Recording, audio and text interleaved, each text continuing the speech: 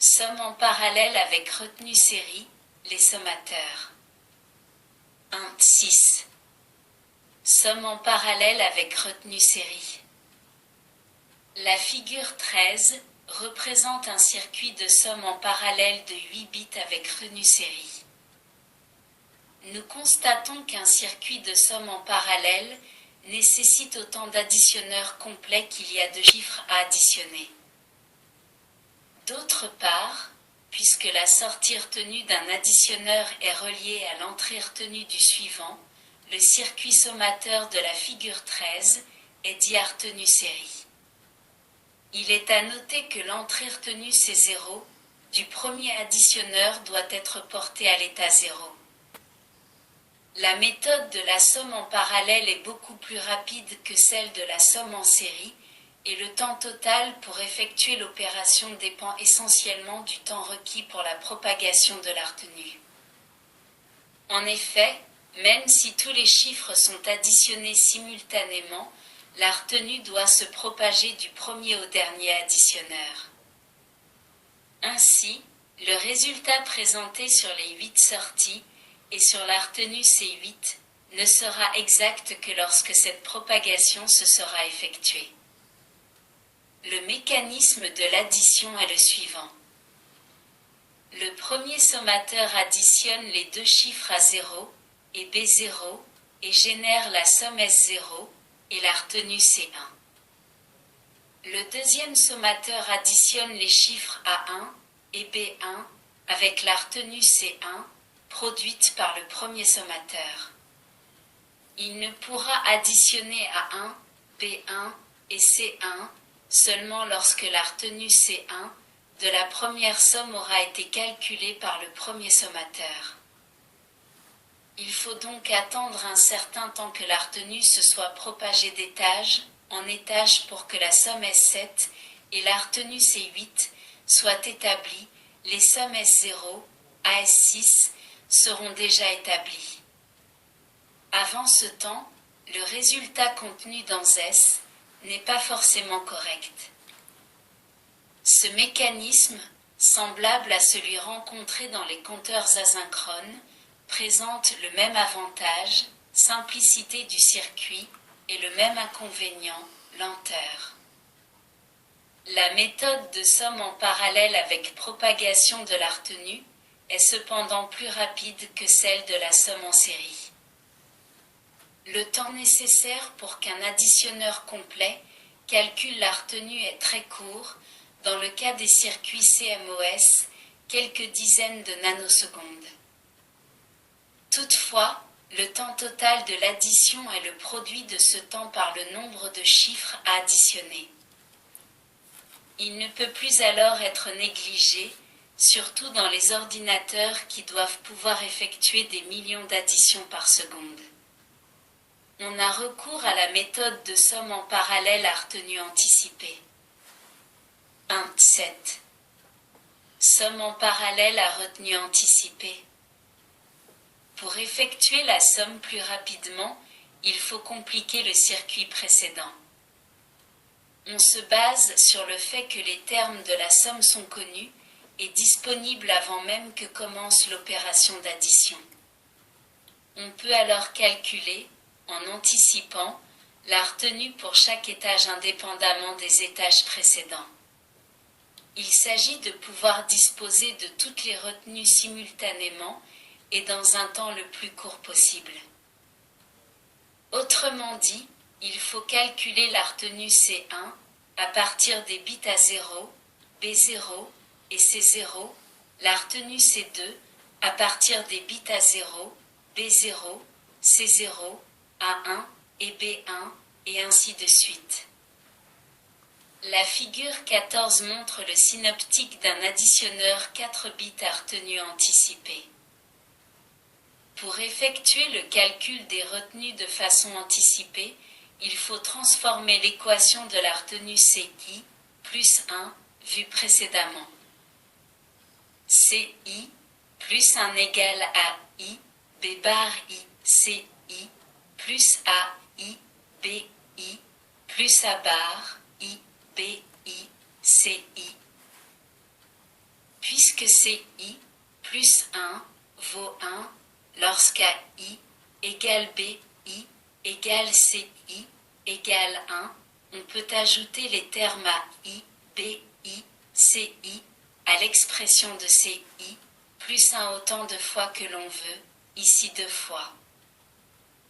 D'où CI plus 1 égale à I, B bar I, CI plus AI, BI, CI plus AI, BI plus A bar I, BC plus AI, BI, CI égale à I, CI, B bar I plus BI plus AI, BI plus BI, CI, A bar I plus AI.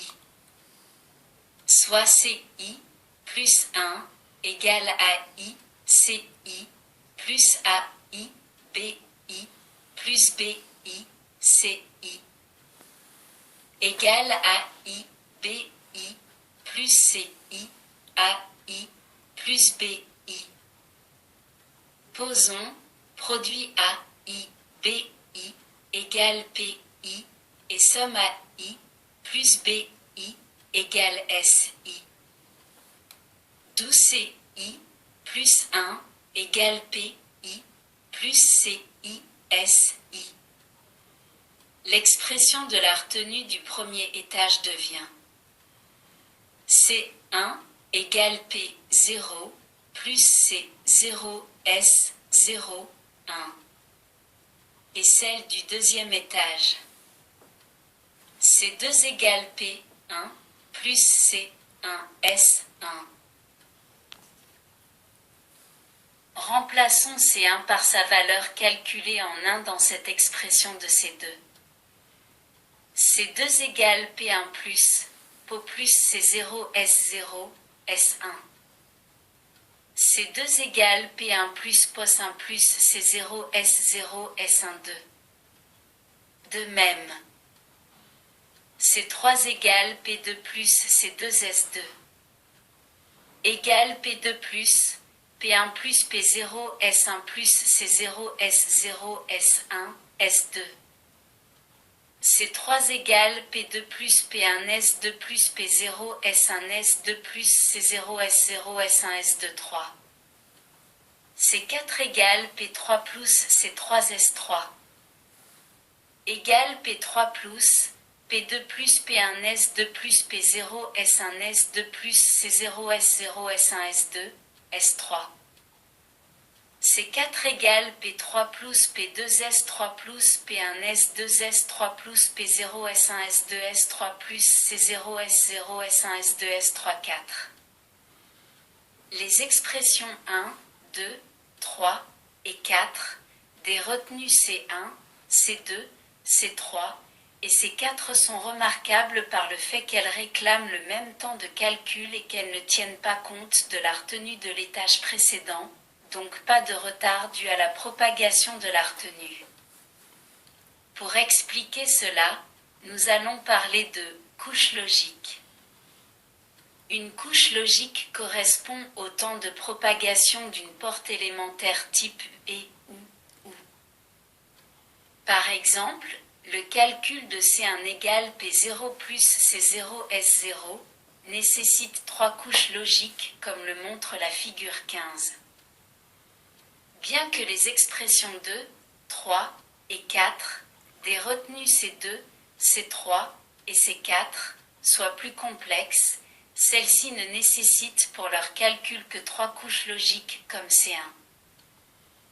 Nous allons voir maintenant un exemple d'additionneur intégré 4 bits à retenue anticipée, le 7483.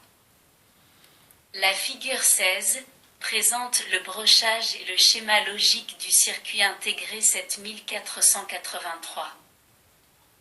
Les temps de propagation des différentes entrées vers les différentes sorties du circuit sont rassemblés dans le tableau de la figure 17. Fig 17.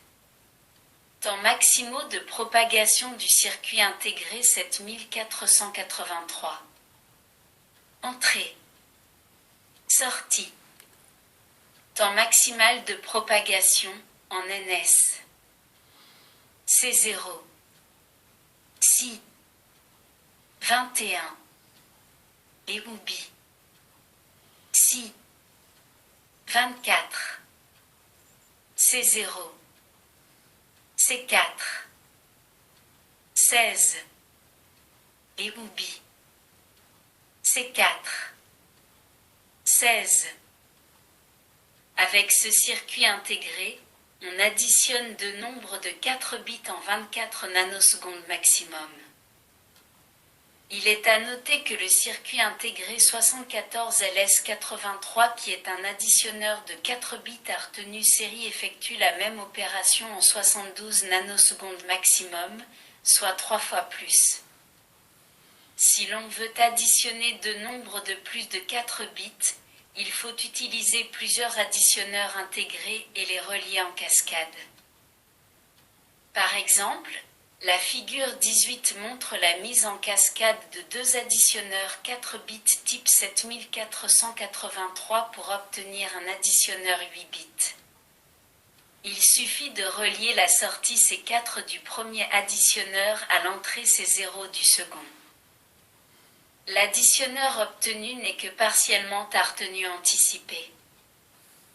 En effet, on retrouve le mécanisme de la retenue à propagation série due à la sortie C4 reliée à l'entrée C0. D'après le tableau de la figure 17, la sortie C4 du premier 7483 est disponible au bout de 16 nanosecondes.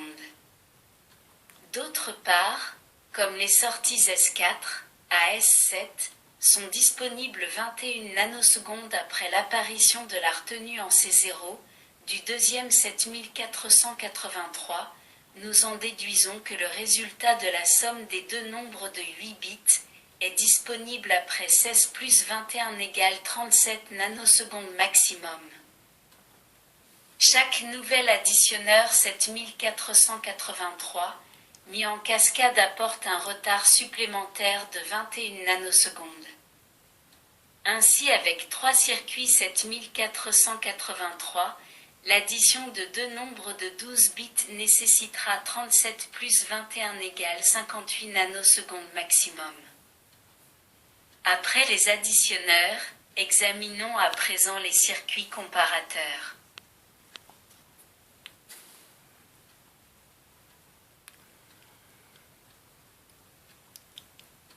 Merci de votre écoute. À bientôt.